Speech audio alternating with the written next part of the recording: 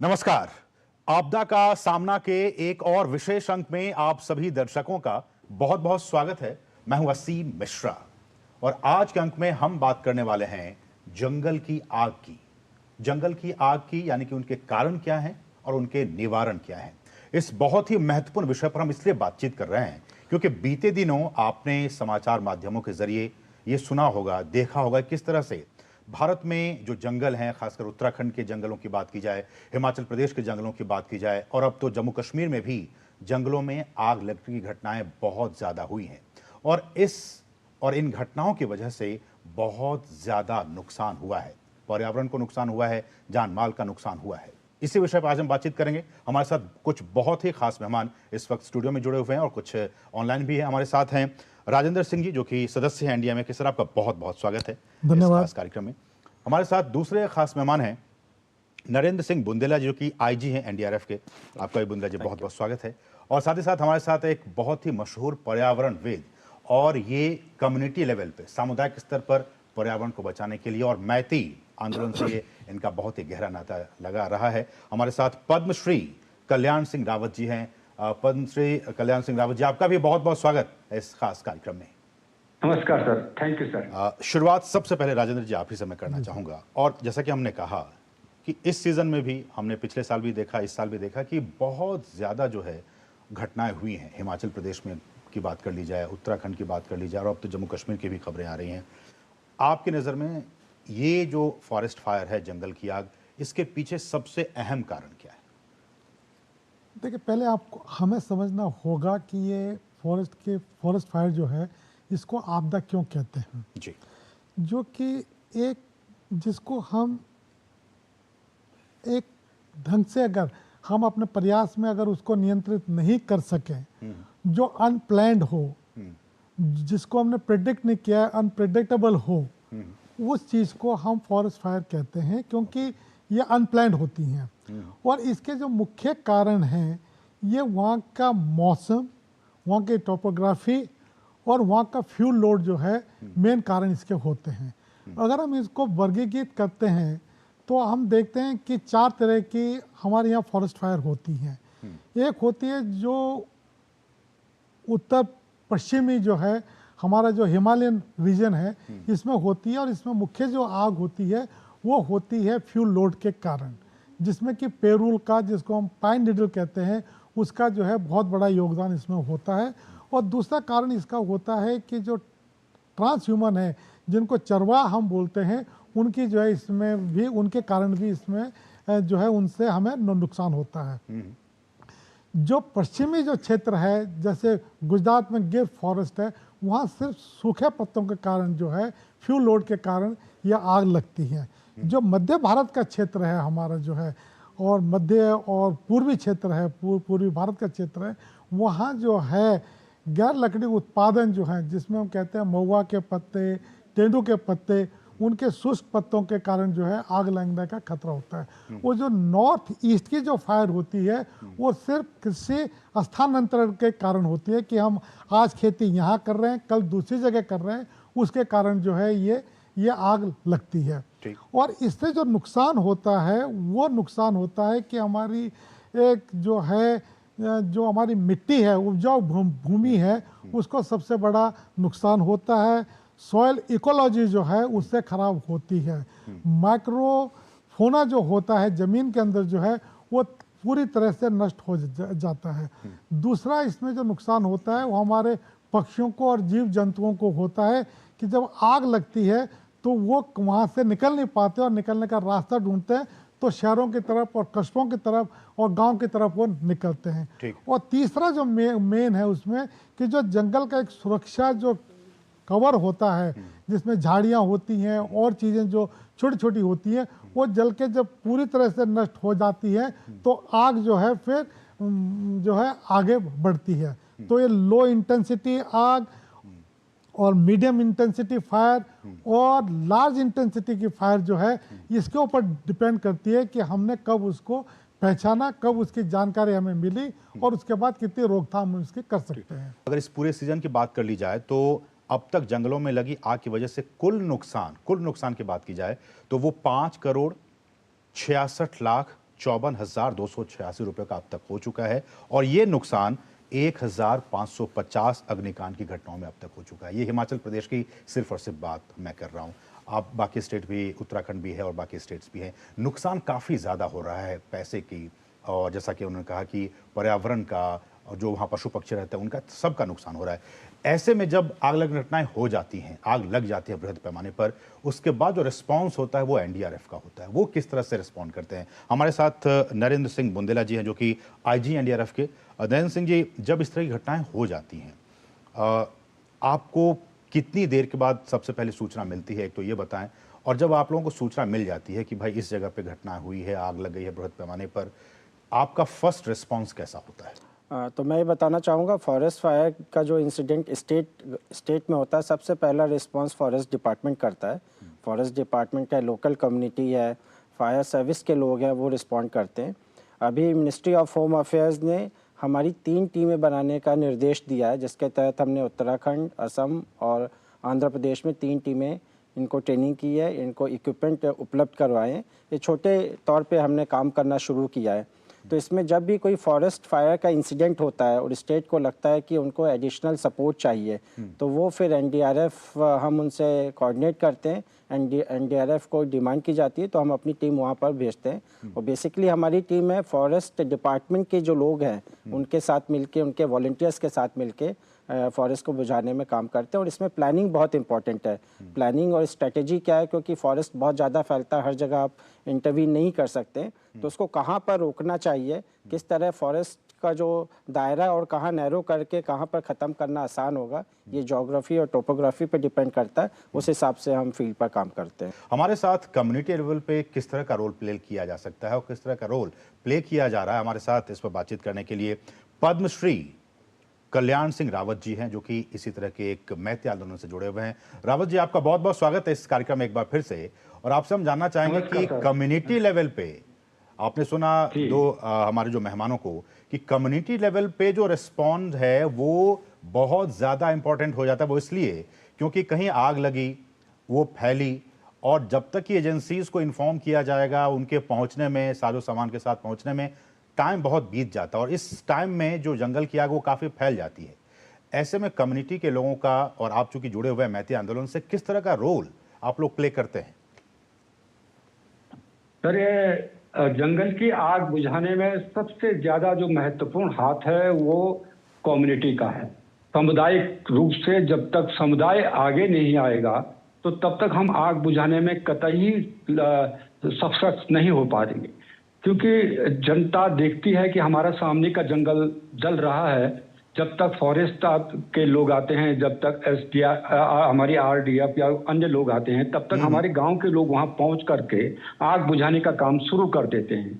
और कम्युनिटी का इसमें बड़ा रोल होता है, क्योंकि एक समुदाय को उस जंगल से उनके जो लाभ हैं वो मिलते रहते हैं, और उनको लगता है कि अगर कल जंगल जल गया तो कल ये चीजें हमको नहीं मिल पाएंगी। हमारा उत्तराखंड है, हमारा सारा समुदाय का पूरा जीवन ही जंगलों से जुड़ा हुआ है, और जंगलों से हमें घास मिलता, हमारे जानवरों को, हमारे कई आजीविकाएं उससे जुड़ी हुई हैं, जैसे रिंगाल है, ये टोकरियां बुनने के लिए सारे हमारी हर चीज जो है जंगल में है। उनका हम हल्का फुल्का उपयोग करते हैं, अपने जंगलों को बचाने का भी काम करते हैं। जब जंगल जलते हैं तो सबसे बड़ा दुख हमारे गांव लोगों को होता है कि अब हाँ, अगर ये जंगल जल जाएंगे तो फिर हमारे जो आजीविका है कैसे आगे चलेगी, और इसमें पानी के स्रोत भी डिस्टर्ब हो जाते हैं, वो सारी घासें जल जाती हैं तो जानवरों को फिर घास कहाँ मिलेगी, हमारे पास ज्यादा उतना भंडार घास का भी नहीं होता है। तो ये सब चीजें देख करके ये लगता है कि समुदाय का बड़ा हाथ है आग बुझाने में। लेकिन वर्तमान समय में जो हम देख रहे हैं, थोड़ा बहुत हमारा समुदाय इसमें थोड़ा पीछे की तरफ खिसता हुआ नजर आ रहा है। क्योंकि अभी जब आग लगी थी तो कई लोगों ने उदासीनता दिखाई कि जंगल जल रहे हैं तो सरकार के जंगल हैं, हमारे तो जंगल है नहीं, तो पहले सरकार बुझाएगी तब देखते हैं हमें वो होगा। तो इसलिए अभी जरूरत है कि हम अपने समुदाय को बड़ी मजबूती से आगे लाएं, उनको शिक्षित करें, उनको ट्रेन करें, ताकि वो अपने जंगलों को बचाने के लिए आएं। और ये जब भी जंगलों में जो आग लगी तो ये कई बार ये जंगल हमारे गांव की तरफ भी आई है और कई गांव के हमारे मकान जल गए हैं, कई हमारे खेती में फसल थी वो भी जल गए हैं, तो इससे लोगों को भी बड़ा नुकसान हुआ है। तो हम आपसे आगे भी इस पे बातचीत करेंगे अपने मेहमानों से, लेकिन उससे पहले रुकें एक बहुत ही छोटे से ब्रेक के लिए। आप देखते रहिए डीडी न्यूज।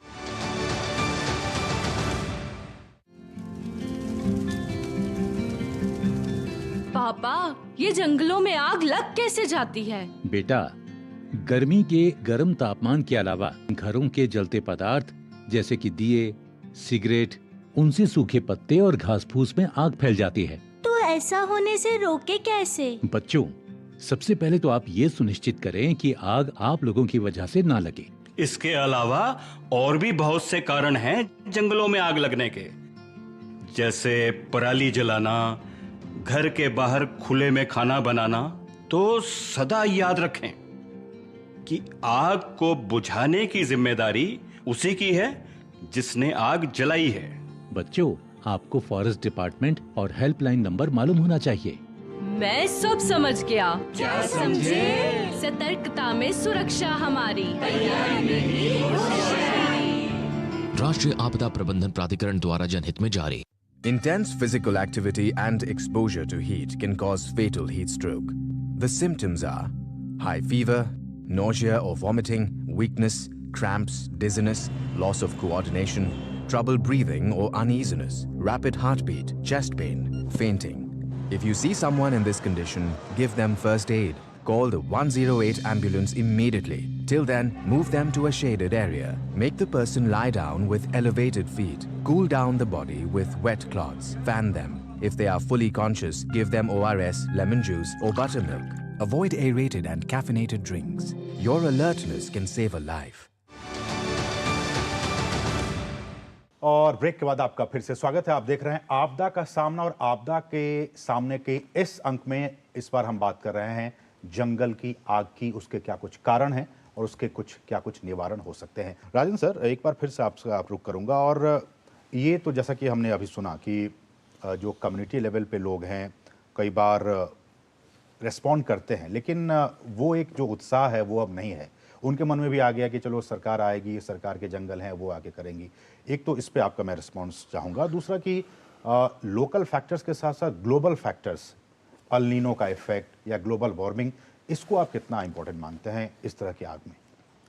देखिए, जहाँ तक कम्युनिटी का सवाल है, मैं इस समय इसके विषय में 4 चीज़ कहना चाहूँगा। 1 कि हमें अवेयरनेस को बढ़ाना पड़ेगा। जब मैं अवेयरनेस की बात करता हूँ तो स्कूल लेवल पे अवेयरनेस होनी चाहिए, और जो हमारे टूरिस्ट जो आते हैं, पर्यटक जो आते हैं, उनके लिए ये अवेयरनेस जो है होनी ज़रूरी है कि हम जो है जंगलों में जा रहे हैं, हम फॉरेस्ट एरिया में जा रहे हैं, हमें क्या क्या प्रिकॉशंस लेने हैं। दूसरी बात मैं कहूँगा कि कम्युनिटी अवेयरनेस, कम्युनिटी को भी हमें बताना है कि जंगलों से तुम्हारा भी जीवन है।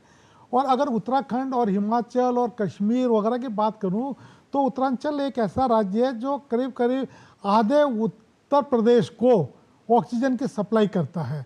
हमें यह भी ध्यान देना है कि अगर जब तक हमारे जंगल हैं तभी तक हम भी जीवित हैं। हमारा जीवन जो है जंगलों के कारण ही है, चाहे पानी के स्रोत हैं, चाहे ऑक्सीजन है, और चाहे आजीविका जो है गाँवों वालों की है वो जुड़ी हुई है। ये कम्युनिटी के अंदर हमें समझाना है। तीसरी चीज है इसमें कैपेसिटी बिल्डिंग और capacity development.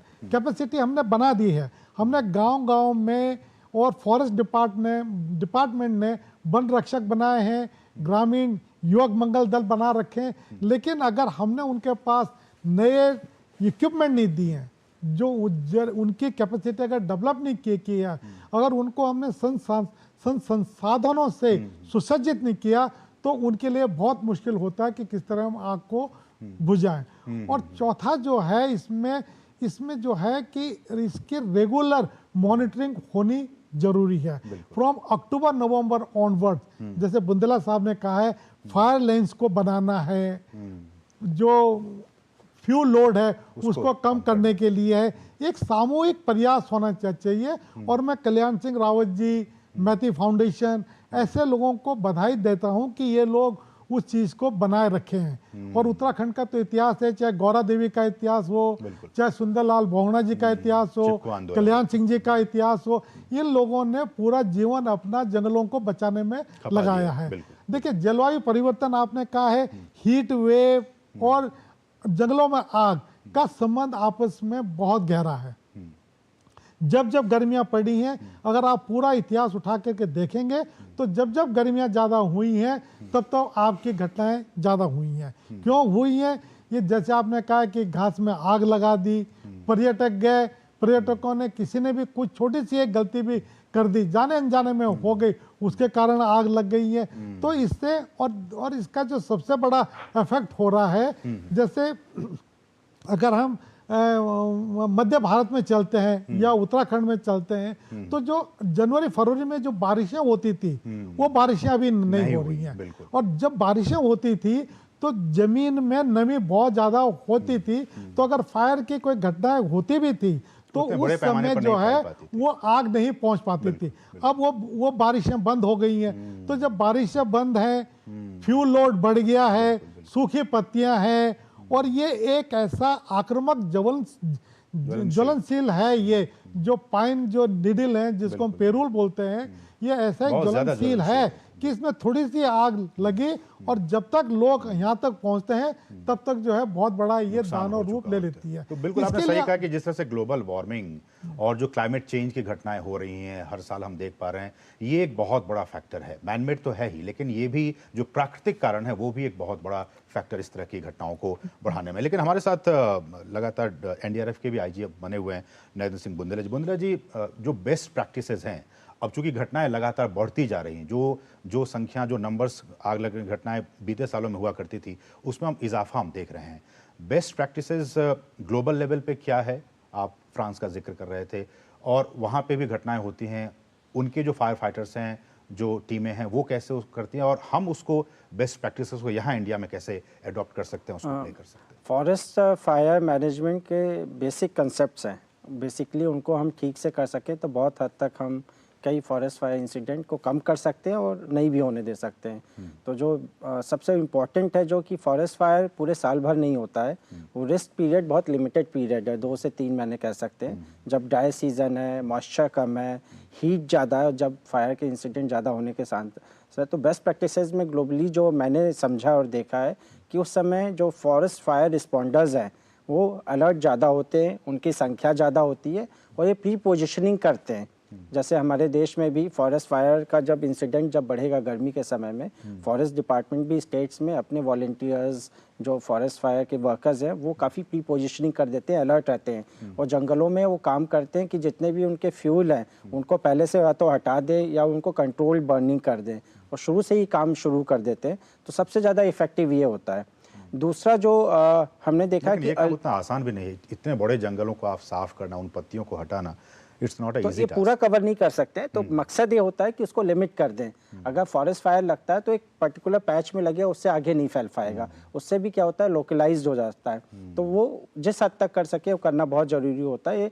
In fact national parks में आप जब भी जाते होंगे देखेंगे कि ये बहुत प्लानिंग के तहत लोग इसमें काम करते हैं। दूसरा है कि फॉरेस्ट फायर जो इंसिडेंट होता है उसमें अर्ली रिस्पांस बहुत इंपॉर्टेंट है कि अर्ली रिस्पांस के लिए इंफॉर्मेशन कहीं से भी आ सकती है, या तो सैटेलाइट के थ्रू आ रही है, टेक्नोलॉजी के थ्रू आ रही है, लेकिन सबसे इफेक्टिव जो कम्युनिकेशन जो हमने पाया है कि जो कम्युनिटी है, पब्लिक है, जो ग्राउंड पे है, विलेजर्स हैं जो फॉरेस्ट के नियर में रह रहे हैं, वो सबसे पहले नोट करते हैं, उनको रिस्पॉन्ड करना जैसे रावत जी ने बताया, या फिर वो कंट्रोल रूम में जो भी हेल्पलाइन है फॉरेस्ट फायर में रिस्पॉन्ड कर रही है उसको इन्फॉर्मेशन दे, ताकि लोकल कम्युनिटी के साथ भी गवर्नमेंट एजेंसीज हैं, फॉरेस्ट फायर डिपार्टमेंट है या एसडीआरएफ, एनडीआरएफ, जहाँ भी जिसकी जो अवेलेबिलिटी तुरंत आके रिस्पॉन्ड करे। सब चीज़ का मिलाकर ये मैनेजमेंट टेक्निक है, उस समय डिसाइड करना आपके पास क्या रिसोर्सेज है और किस तरह से हम टाइमली रिस्पॉन्ड करते हैं, उससे हम ज़्यादा बेहतर तरीके से। देखिए रावत जी, हमारे जो पैनलिस्ट है वो बार बार कह रहे हैं कि देखिए इस कम्युनिटी लेवल पे, लोकल लेवल पर अगर सबसे पहले रिस्पॉन्ड इसको कर दिया जाए तो काफी हद तक हम इस पे काबू पा सकते हैं। जो कम्युनिटी लेवल पे आप जैसे जो लोग हैं या बाकी जो लोग हैं, वो जो पर्यटक आते हैं उनको आपको लगता है कि उन्हें भी एजुकेट करने की, उन्हें समझाने की, भाई आप तो एक टूरिस्ट बन के आ गए, आपके जाने के बाद अगर आपने कुछ ऐसी गलती कर दी, उससे भयंकर आग लग गई, हमारा नुकसान हो जाता है। ऐसे में क्या आपके समुदाय के लेवल पर उन पर्यटकों को भी समझाने की, उन्हें जागरूक करने की जो मुहिम है वो चलाई जाती है? आजकल क्या है कि जब जंगलों की तरफ लोग जा रहे हैं, पिकनिक मनाने के लिए जा रहे हैं, तो मैगी और इस तरह की चीजों को भी अपने गाड़ियों में लेकर के बनाने के लिए ले जा रहे हैं और जंगलों में जाकर के उसको बना रहे हैं और उसके बाद वहां से अपनी गाड़ी पकड़ी और चल दिए और जो आग वहां पर छूट जाती है उसके बाद वो आग पूरे जंगलों को पकड़ लेती है। ये एक सबसे बड़ा कारण ये भी देखा गया, मैं कई जगह गया तो देखा मैंने कि कई जगह जो आग है पर्यटकों के द्वारा लग रही है। तो ये पर्यटकों को बहुत बताने की जरूरत है। जो हमारे आसपास के गांव हैं उन लोगों को समझाना चाहिए कि अगर आपके क्षेत्र में कोई पर्यटक आ रहे हैं तो उनको किस तरह से हम जंगलों के नियम बताएं कि जंगलों को में किस तरह से आपको जाना है, या पर्यटकों को ऐसे स्थानों में ले जाया जाए जहां आग लगने की संभावनाएं कम है। और इसका यही निदान है कि हम जो गाइड है हमारे, जो पर्यटकों के साथ जाते हैं या हमारे स्थानीय स्तर पर जो लोग हैं, वो उन पर्यटकों को समझाएं कि ये जंगल हमारे हैं, आप तो चले जाएंगे लेकिन ये जंगल हमारे। ये बहुत महत्वपूर्ण बात है रावत जी की जो पर्यटक जा रहे हैं उनको समझाने की भी जरूरत है, जो नासमझ हैं और जो जानबूझ के ऐसा कर रहे हैं उनके खिलाफ मुझे लगता है कि दंडात्मक कार्रवाई करने की भी जरूरत है। इस कार्यक्रम में फिलहाल हम रुकेंगे एक और छोटे से ब्रेक के लिए। आप देखते रहिए डीडी न्यूज।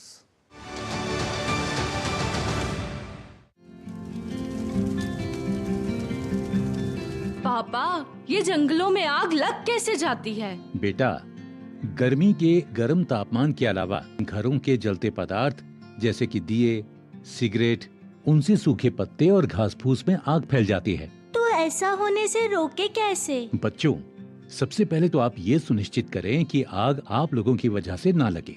इसके अलावा और भी बहुत से कारण हैं जंगलों में आग लगने के, जैसे पराली जलाना, घर के बाहर खुले में खाना बनाना। तो सदा याद रखें कि आग को बुझाने की जिम्मेदारी उसी की है जिसने आग जलाई है।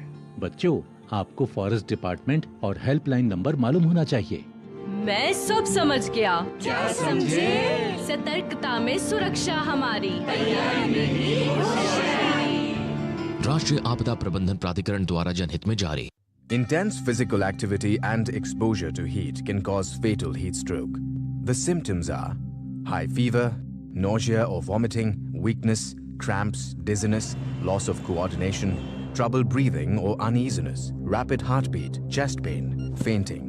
If you see someone in this condition, give them first aid. Call the 108 ambulance immediately. Till then, move them to a shaded area. Make the person lie down with elevated feet. Cool down the body with wet cloths. Fan them. If they are fully conscious, give them ORS, lemon juice or buttermilk. Avoid aerated and caffeinated drinks. Your alertness can save a life. और break के बाद आपका फिर से स्वागत है। आप देख रहे हैं हमारा विशेष कार्यक्रम आपदा का सामना। और आपदा का सामना के आज के अंक में हम बात कर रहे हैं फॉरेस्ट फायर की, जंगल की आग की। हम इस कार्यक्रम के आखिरी चरण में, आखिरी पड़ाव में पहुंच गए हैं। हम एक आखिरी टिप्पणी, लास्ट टिप्पणी, कमेंट हम चाहेंगे अपने सभी मेहमानों से। राजन सर, आपसे मैं शुरुआत करना चाहूँगा।